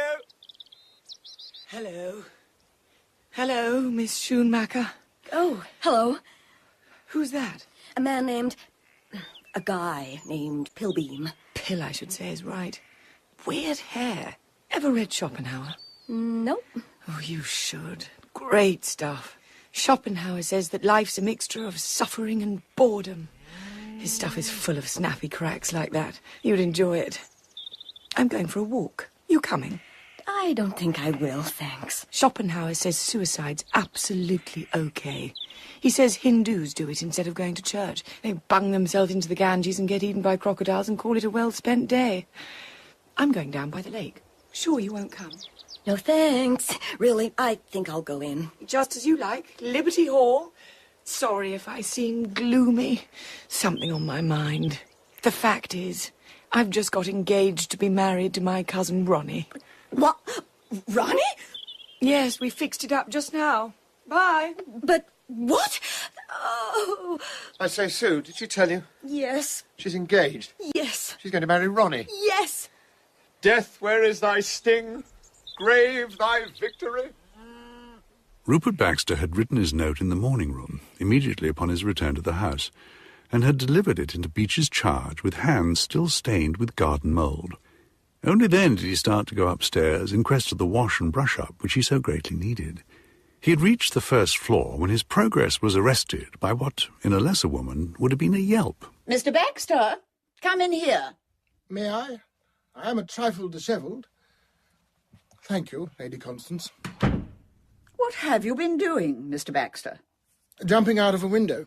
Jumping out of a window? In the course of my seeking Mr. Galahad's reminiscences. I was just searching the desk when I heard the door handle beginning to turn. The window was at my elbow. I jumped out of it. Oh, dear. I should have told you. I beg your pardon? Mr. Baxter, Sir Gregory Parsloe said in his note that this detective Pilbeam, who is coming here this evening, is acting for him. Apparently Sir Gregory has promised him a large sum of money if he will obtain possession of my brother Galahad's manuscript. Oh. That is why he has invited us to dinner tonight, to get Galahad out of the house. So you needn't to have troubled. I needn't. I'm so sorry, Mr. Baxter. Pray do not mention it, Lady Constance, though I have bruised my left shin somewhat severely, and as you see, made myself rather dirty. I'm so sorry. Furthermore, I gathered from the remark he let fall that the impression my actions have made upon Lord Emsworth is that I am insane. Oh, dear. He even specified the precise degree of insanity, as mad as a coot, were his words. Still, the thing now is to think of some way of recovering the lost ground. You mean if you could find the Empress? Exactly. Oh, Mr. Baxter, if only you could. I can. You can? The first thing to do is to seek a motive. Who is there in Blandings Castle who could have had a motive for stealing Lord Emsworth's pig? I wish I knew. Carmody, Lady Constance. Mr. Carmody? Precisely. He is Lord Emsworth's secretary, and a most inefficient one. He sees me arrive at the castle, who formerly held the post. he is alarmed. Then he has an idea. He thinks to himself that if he removes the pig and conceals it somewhere, and then pretends to have found it and restores it to its owner, Lord Emsworth's gratitude will be so intense that all danger of his dismissal will be at an end. Oh, Mr. Baxter, you marvel. I have no doubt that the pig is hidden somewhere in the grounds. But he would not have undertaken this single-handed. It would be necessary to feed the pig at regular intervals. He would require an accomplice. And I think I know who that accomplice is. Who? Beach. Beach? Have you observed Beach closely of late, Lady Constance? He has something on his mind. He is nervous. He jumps when you speak to him. Leave it to me. A few searching questions should force him to reveal the truth. Well, let it rain. Let it thunder. What do I care? Engaged to Ronnie? Soon she'll be married to Ronnie. Not a bad place to be struck by lightning. All the same, getting dashed wet. Could be struck by lightning just as well in that cottage sort of place. All right. Go for the cottage. Hugo! Hugo, darling, save me! What? Millicent? Oh, righto. I see what's going on. Oh, Hugo, I went in there into that cottage to shelter from the rain, and it's all pitch dark. Yeah, that's right. But it isn't. There's a man in there. Man? Yes. It was pitch dark, and I heard something move, and I said, "Who's that?" And then he suddenly spoke to me in German. In German? Yes. Right. I'm going in to have a look. Hugo, stop! You'll be killed! Oh, Hugo. Hugo, are you all right? Yes, I'm all right. I say, Millicent, do you know what? It's the pig. It's what? The pig. Who's a pig? Your friend in here. It's Empress of Blandings, as large as life. Come and have a look. How on earth did she get here? That's what I'm going to find out. What is this place, anyway? It used to be a gamekeeper's cottage, I believe. There seems to be a room up above. I'm going to go up there and wait. It's quite likely that somebody will be along to feed the animal, and I'm going to see who it is. Yes, yes, that's what we'll do. How clever of you. No, not you. You get back home. I won't. Just as you like. Come on, then. Up these stairs. Oh, mice and mildew. Oh, it's dark. Now, we can wedge in here, on the floor. We should be able to look through these holes. All right?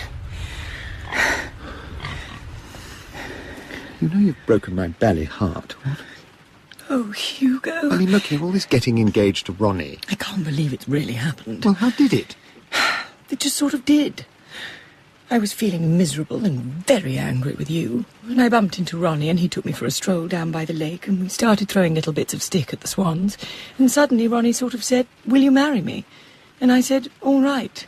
And he said, "I ought to warn you, I despise all women." And I said, "I loathe all men." And he said, "Right-ho, I think we shall be very happy." I see. I only did it to score off you. You succeeded. You never really loved me, or you wouldn't have gone sneaking off to London and stuffing that beastly girl of yours with food. She isn't my girl. And she isn't beastly, actually. She is. Well, you seem to get on with her all right. I saw you chatting on the terrace together as cosy as damn it. I don't know what you're talking about.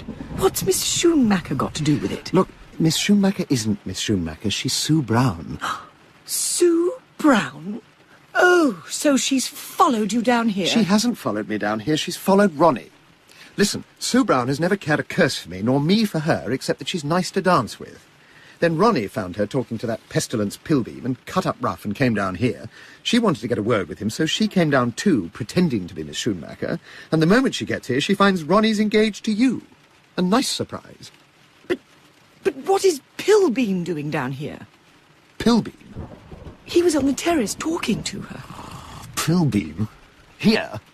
So he came after all, did he? He's the detective fellow Lord Emsworth sent me to about the Empress. It was Pilbeam's minions that dogged my steps that night, at your request. Well, a bitter reckoning awaits that bloke. You said Sue Brown wasn't pretty. Listen, there's only one girl in the world that I call pretty, and she's going to marry Ronnie. If you haven't realised by this time that I love you, have never loved anybody else, and never shall, you're a fathead.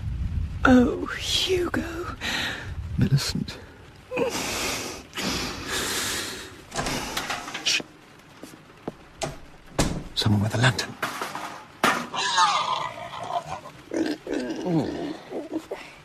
It's Beach. Come on, let's go down. Beach. Good evening, sir. Good evening, miss. What's all this, Beach? Well, sir... You stole her, Beach. You? Yes, miss, it was I who stole the animal. I did it for your sake, miss. Beach, this is pure apple sauce. What do you mean you stole the pig for her sake? In order to remove the obstacles in your path, miss. Obstacles?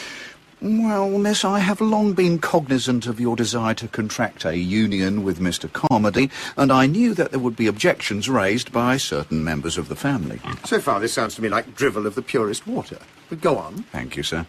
And then it occurred to me that were his lordship's pig to disappear, his lordship would, on recovering the animal, be extremely grateful to whoever restored it. It was my intention to apprise you of the animal's whereabouts and suggest that you should inform his lordship that you had discovered it. In his gratitude, I fancied his lordship would consent to the union. Oh, Beach. Gosh, Beach. Beach, you're an angel. Thank you, miss. I'll tell you what, Beach, you've got to leave your brain to the nation. Have it pickled and put in the British Museum. The old boy will be all over us. He'll do anything for us. Now, let me think this out. Right, I've got it. I say we should hold this pig for a rising market. The longer we wait, the more grateful Lord Emsworth will be. But don't forget, it's not merely a question of us getting your uncle's consent to our union.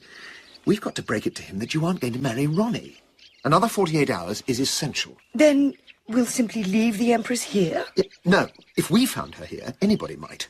We require a new safe deposit. And I know the very one. It's... Oh, no, if it's all the same to you, sir, I would much prefer not to hear it. I've been under a considerable mental strain of late, sir, and I really don't think I could bear any more of it.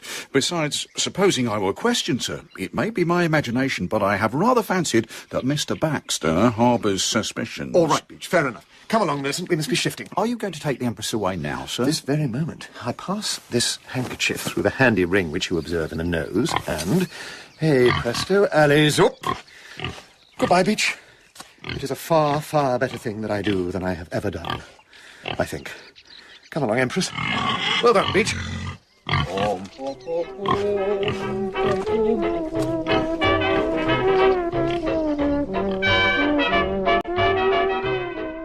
Now look here, Beach, I sent for you because Mr. Baxter here has made a remarkable charge against you. Most extraordinary. What is it that Mr. Baxter says, your lordship? Eh? Oh, yeah, tell him, Baxter. Thank you, your lordship. Well, Beach, I followed you to the gamekeeper's cottage in the West Wood this evening. Sir? You heard what I said? Undoubtedly, sir, but I fancied I must be mistaken. I have not been to the spot you mentioned, sir. I saw you with my own eyes. I can only repeat my asseveration, sir. But, Beach, Mr. Baxter says he peeped through the window and saw you feeding the Empress. In a nutshell, Mr. Baxter said it was you who stole my pig. Might I speak frankly, your lordship? Dash it, man, we want you to speak frankly, is the whole idea. So I sent for you.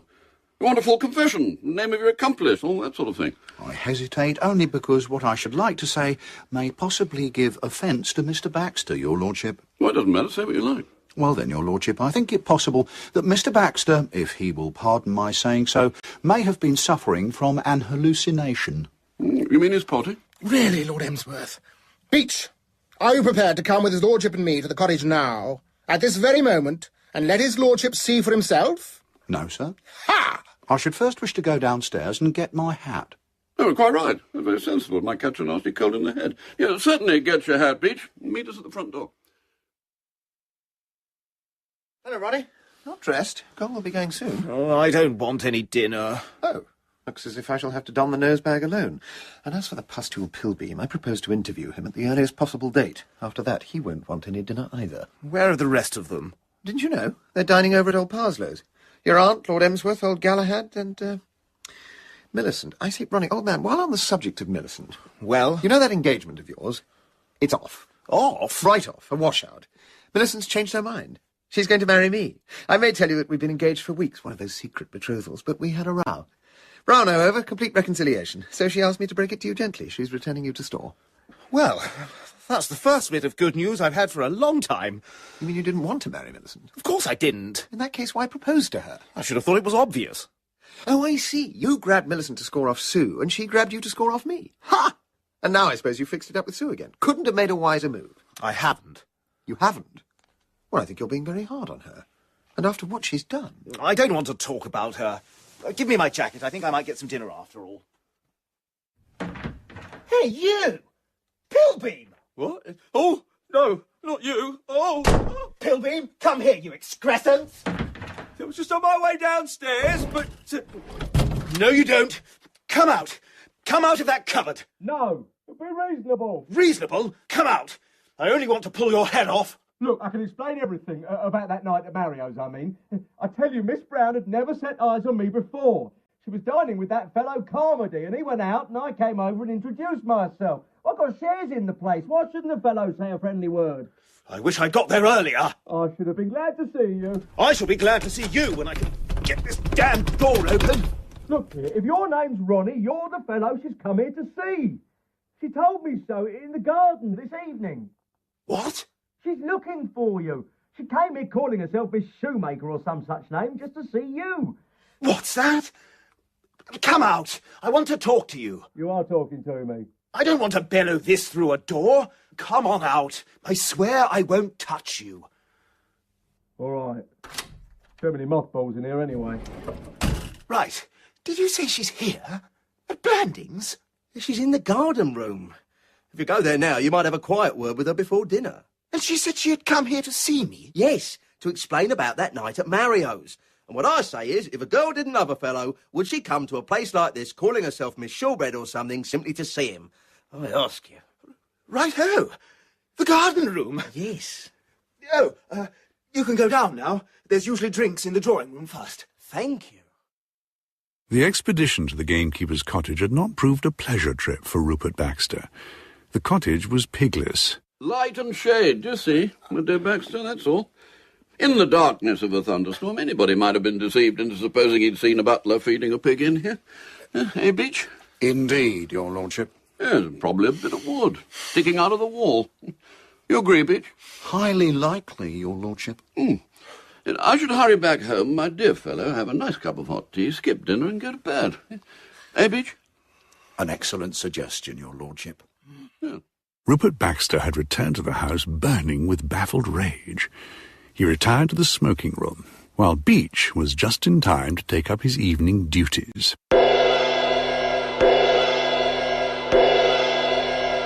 It has been well said that if butlers come, can cocktails be far behind? Good evening, Mr. Pilbeam, sir. A cocktail before dinner, sir? Oh, hello there. Thanks.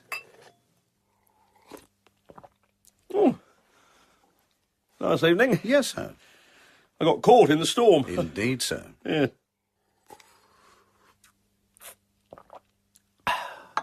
Another cocktail?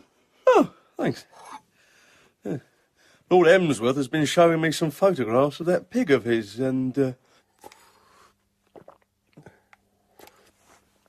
By the way, in strict confidence, what's your name? Beach, sir. In strict confidence, Beach, I know something about that pig. Indeed, sir. Yes. Well, after I'd seen the photographs, I went for a walk in the park, and the rain came on, and I got pretty wet. In fact, I don't mind telling you, I had to get under cover and take my trousers off to dry. Oh, empty glass. Another cocktail, sir? Making 3 in all? Yes, sir. Perhaps you're right. Cheers. Oh, that needs to spot. I say, Beach, I've been waiting here hours and hours. Where is everybody? His lordship and her ladyship and Mr. Galahad and Miss Threepwood are dining at Matchingham Hall. What? With old Pop Parsloe? With Sir Gregory Parsloe, yes. Well. Quick worker, old Parsloe. I mean, you advise him to adopt a certain course of action, he does it right away. Don't you think so, Beach? Well, I fear my limited acquaintance with Sir Gregory scarcely entitles me to offer an opinion, sir. Talking of old Parsloe, Beach, I could tell you about something he's up to. Indeed, sir? But I'm not going to. Professional secret. Yes, sir? As you rightly say, yes. Any more of that stuff in the shaker, Beach? A little, sir, if you consider it judicious. That's just what I do consider it. Start pouring. As a matter of fact, Beach, I could tell you something else. What's the name of that chap, the old boy's secretary? Mr. Carmody, sir. Carmody! That's the name.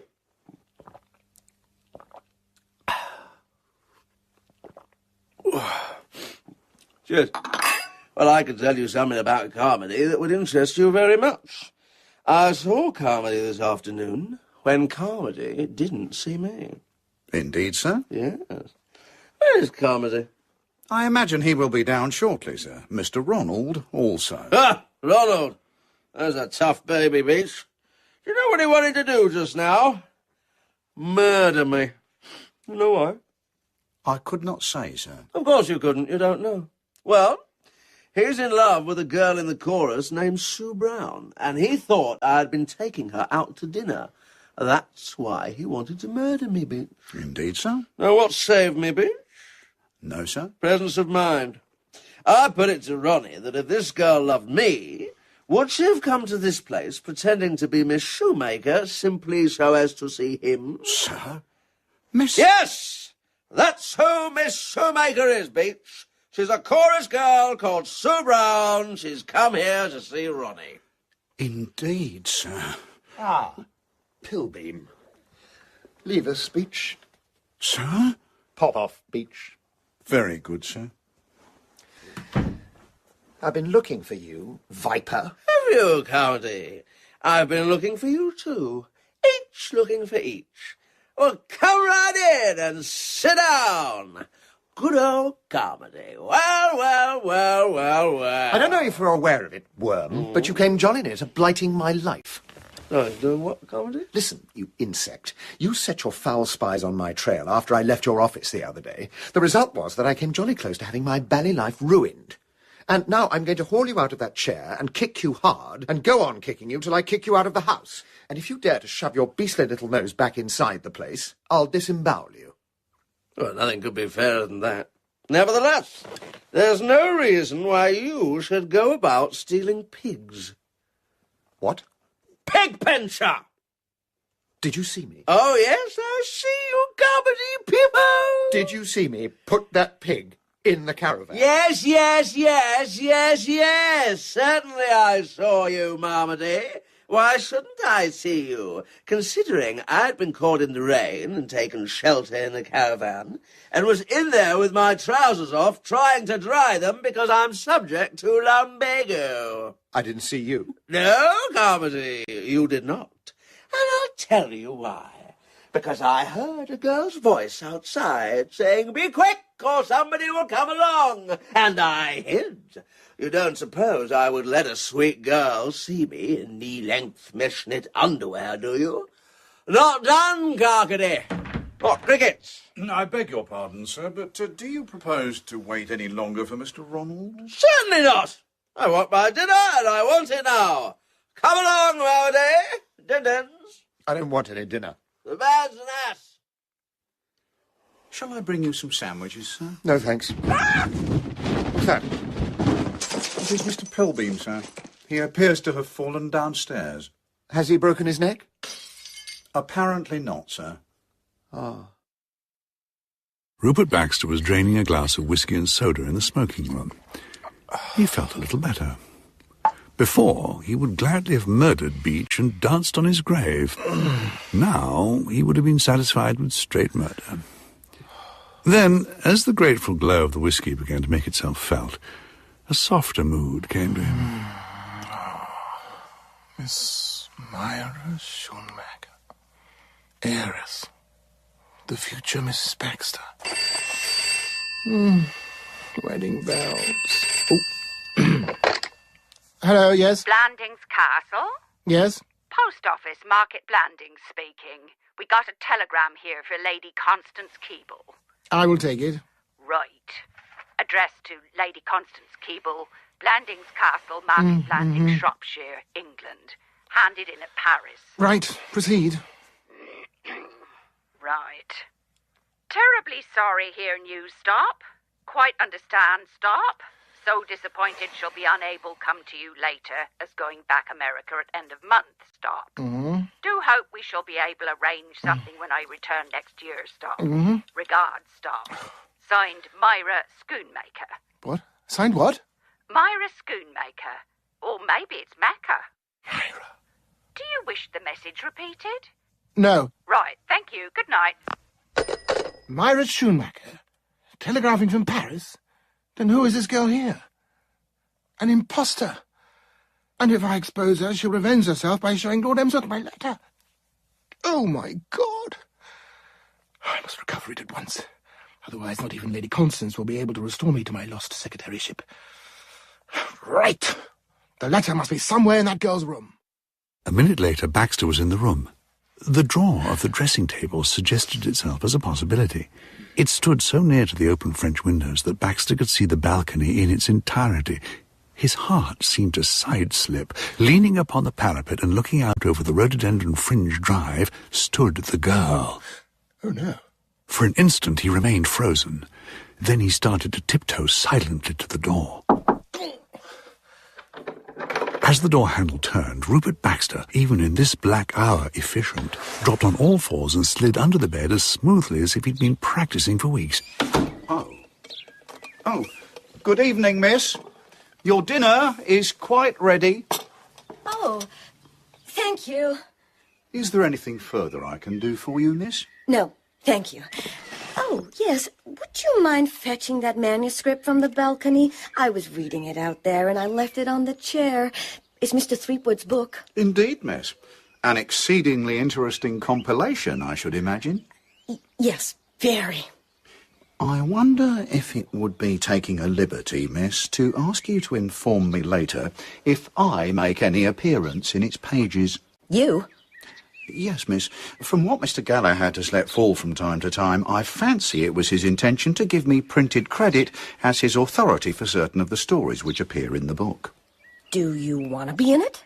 Most decidedly, miss. I should consider it an honour, and it would please my mother. Have you a mother? Yes, miss. She lives at Eastbourne. I will fetch the manuscript, miss.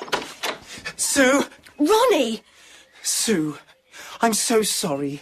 Forgive me, Sue. I'm a beast, a brute, a worm. Hugo, why are you ringing me at Matching and what's up? We're just on the fish course. Everything's up, Millicent. That blister Pilbeam saw us delivering the wretched pig to its new abode. Oh, golly. I know. All right, this is what we'll do. I'll go back to the dining room and tell Uncle Clarence you found the Empress in the caravan. Found her? But Pilbeam saw us putting her there. I know. Well, what's our move when he says so? Stout denial. Stout denial? Oh, right, stout denial. Yes, I see. I'll tell Pilbeam that if he opens his mouth, I'll strangle him. Right. Hold on, Hugo. I'll tell Uncle Clarence. I expect he'll want a word with you. Half a minute. When am I supposed to have found this ghastly pig? 10 minutes ago, when you were taking a stroll before dinner, you happened to pass the caravan, and you heard an odd noise inside. You looked to see what it was, and there was the Empress. And you raced back to the house to telephone. But, Millicent, wait. The old boy will think Baxter stole her. Yes, isn't that splendid? Well, hold on. Comedy. Yes, Lord Emsworth? Is this true? You found the Empress? Yes, Lord Emsworth. In that fellow Baxter's caravan? Yes, Lord Emsworth. Well, I'll be damned. Lord Emsworth, there is something I would like to take this opportunity of saying. I love your niece Millicent, and she loves me, and it is my hope that you will give your consent to our marriage. I'm not a rich man, Lord Emsworth, but my Uncle Lester owns Rudge Hall in Worcestershire. I dare say you've heard of the place. Well, I shall eventually succeed to quite a fairish bit of the stuff. So what I mean is, it isn't as if I wasn't in a position to support Millicent later on. So what I'm driving at, if you follow me, is, may we charge ahead? Hello? Hello? I say, you there, Lord Emsworth? Hello? Hello? Hello? I say, Hugo, things are hotting up here properly. I sprung it on Uncle Clarence just now that I want to marry you. So did I. Only he wasn't there. I said, Uncle Clarence, aren't you grateful to Mr. Carmody for finding the Empress? And he said, yes, yes, yes, to be sure, capital boy, always liked him. And I said, I suppose he wouldn't by any chance let me marry him. And he said, certainly, by all means. And then Aunt Constance had a fit, and Uncle Gally said she was a killjoy. I don't know what old Parsloe thinks of it all. I'm going back to see how it's coming out. Hold the line. Yes, of course. What ho, Carmody! So Here you are, Carmody, on the telephone. Pilbeam, I have something to say to you. Yes, Carmody? Do you want to be battered to a pulp? No, Carmody. Then listen, you didn't see me put that pig in the caravan. Not if you want to go on living. Say no more, Carmody. I take your point. You want me not to tell anybody I saw you put that caravan in the pig. Now, I'm going for a stroll. Care to join me? Go to hell. Quite. Hugo, are you there? Hello? Oh, Hugo, darling, the battle's over. We've won. Uncle Clarence has said certainly 65 times. It's a walkover. They're all coming back right away in the car. Uncle Clarence is an angel. So are you. Not such an angel as you are. No, much more of an angel than I am. Well, anyway, you precious old thing. I'm going to give them the slip and walk home along the road. Hugo, get out Ronnie's two-seater and come and pick me up, and we'll go for a drive through the country. It's the most perfect evening. You bet it is. What I call something like an evening. Rupert Baxter was writhing in silent anguish under the bed in Sue's room. Even up to this point, he had not liked the dialogue. It now became perfectly nauseating. Ronnie, darling, you're not a beast, a brute and a worm. I certainly am, Sue. Well, I love you anyway. You can't. I do. Your manuscript, miss? Oh, hello, Beach, my dear old partner in crime. Sir? I suppose all this must seem tolerably rummy to you, Beach. No, sir. I had already been informed, Mr. Ronald, of the nature of your feelings towards this lady. Who told you? Mr. Pilbeam, sir. Ah. Beach, how much do you know? All, sir. All? Such as?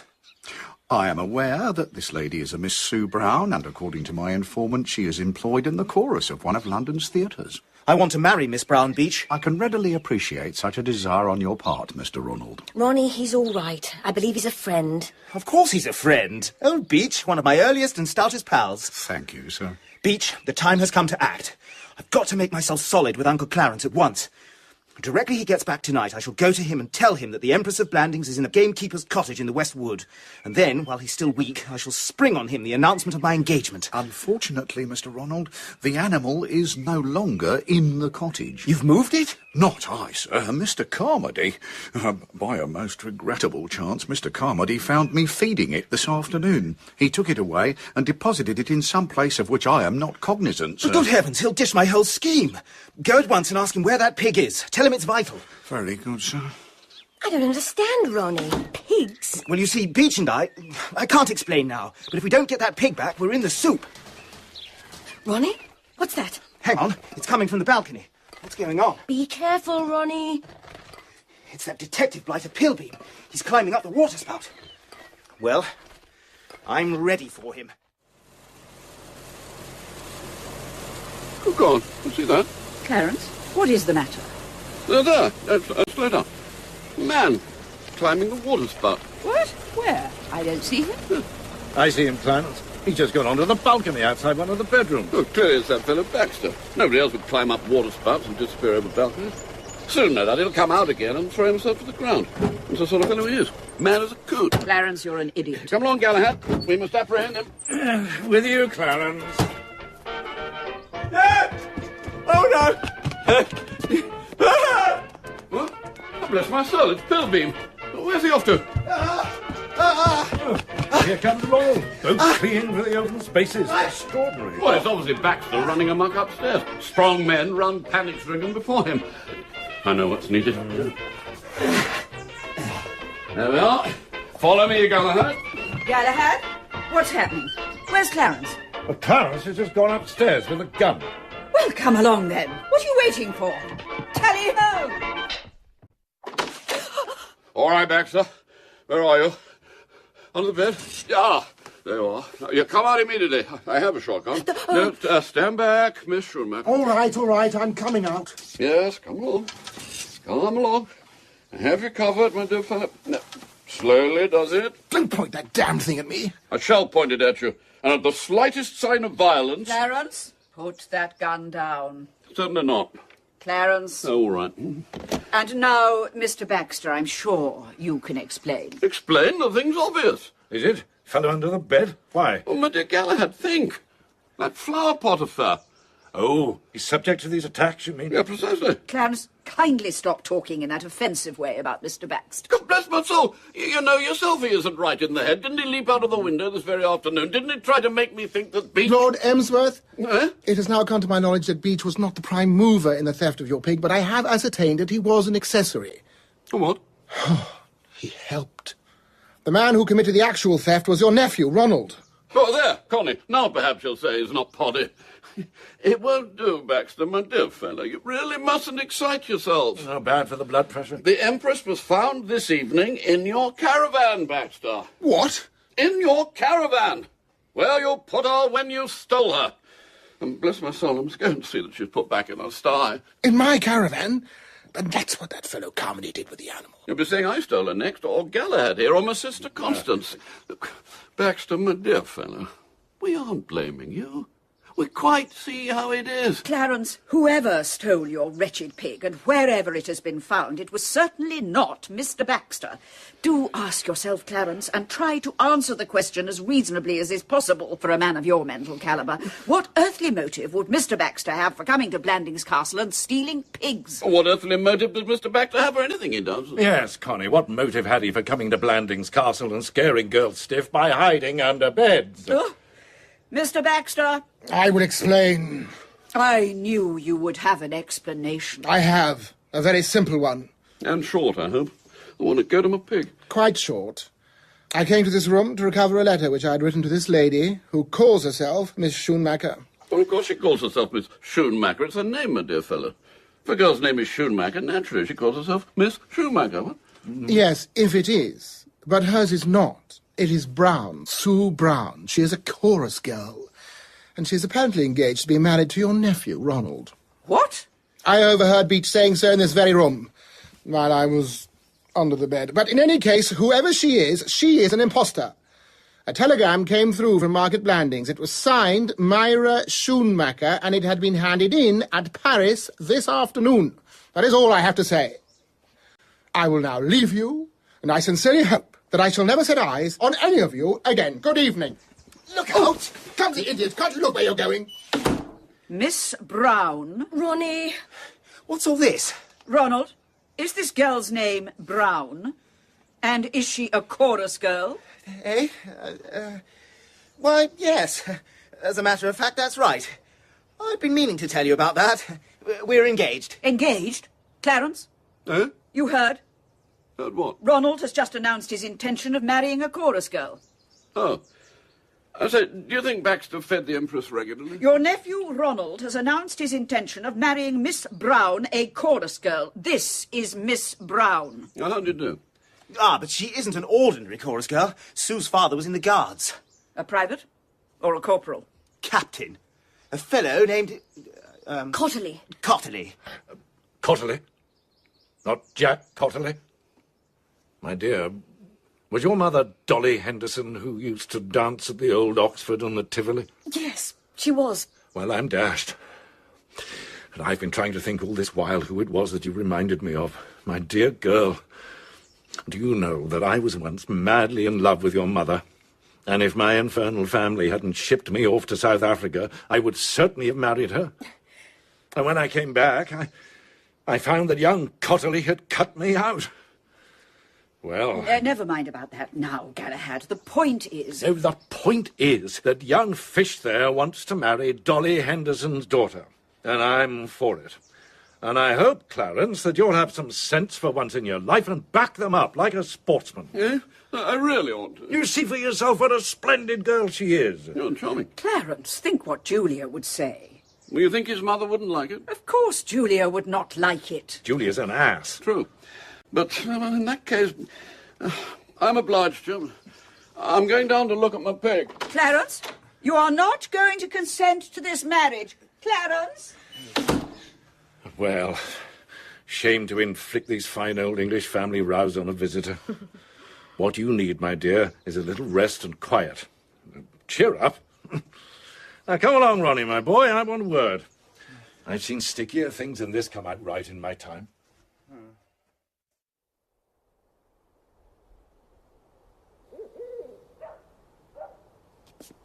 Ronnie?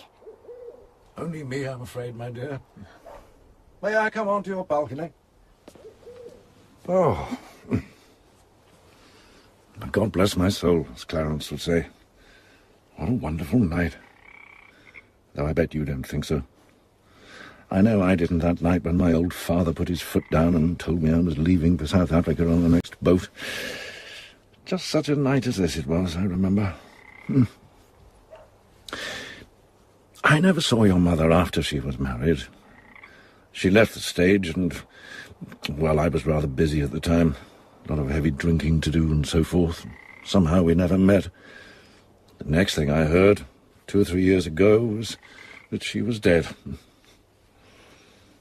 You're very like her, my dear. Can't think why I didn't spot the resemblance right away. Gally. Corncrake.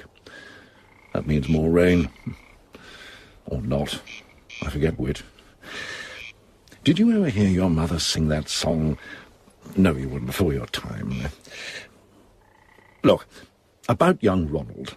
What about him? Fond of him? Yes. I mean, really fond? Yes. How fond? I can't put it into words.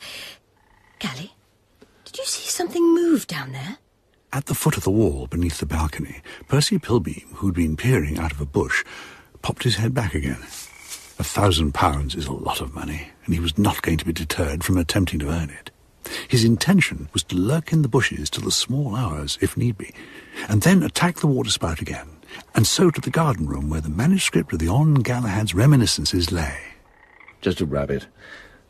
Go on, my dear. Put it into words. Well, you look on Ronnie as something ordinary. If that. Yes, if that. Whereas to me, he's something rather special. In fact, if you really want to know, he's the whole world to me. There, you can laugh if you like. No, I'm not laughing, my dear. I only wanted to find out if you really cared for him because... Well? Because I've just fixed it all up. What? Oh, yes, it's all settled. The wedding bells will ring out. Now, Ronnie's in the garden somewhere. You'd better go and find him and tell him the news. But how? What has happened? Well, you'll admit I might have married your mother. Yes? Which makes me a sort of honorary father to you. Yes. The fact of the matter is, my dear, I put it to Connie squarely. I said, if you come round, you can talk Julia over in 5 minutes. And then I said that if she gave up acting like a barbed wire entanglement in the path of true love, I would undertake not to publish the reminiscences. Oh, no. Percy Pilbeam had heard all. It was as if Sir Gregory Parsloe's £1,000 had fluttered from his grasp like a vanishing bluebird. Oh, Gally. Oh. Oh, now come, nothing so very extraordinary in that, was there? One pal helping another. I don't know what to say. Well, then don't say it. Why, bless you, I don't care whether the damn things are published or not. Besides, I'll leave the dashed book to the nation and have it published in 100 years and become the peeps of the future. Best thing that could have happened. It's a shame, though, that the world will have to wait 100 years before it hears about young Gregory Parsloe and the prawns. Did you get to that when you were reading the thing this evening? I'm afraid I didn't read very much. I was thinking of Ronnie rather a lot. Oh, well, I can tell you. You needn't wait 100 years. It all began when... Percy Pilbeam did not linger. The story of the prawns meant nothing to him. He turned away, and the summer night swallowed him. Somewhere in the darkness an owl hooted. It seemed to Pilbeam there was derision in the sound. If he could have found it, he would have had a word with that owl. It was at Ascot, actually, my dear, the year Martingale won the Gold Cup. Now, it happened like this. You see, young Parsloe...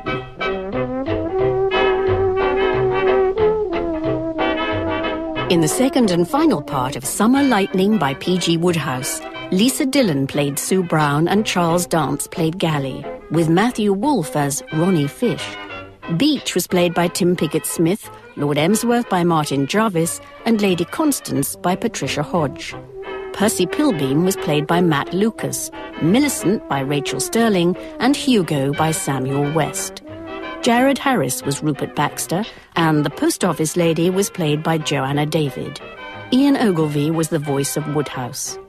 Summer Lightning was dramatised by Archie Scotney, directed by Martin Jarvis, and is a Jarvis and Ayres production for BBC Radio 4.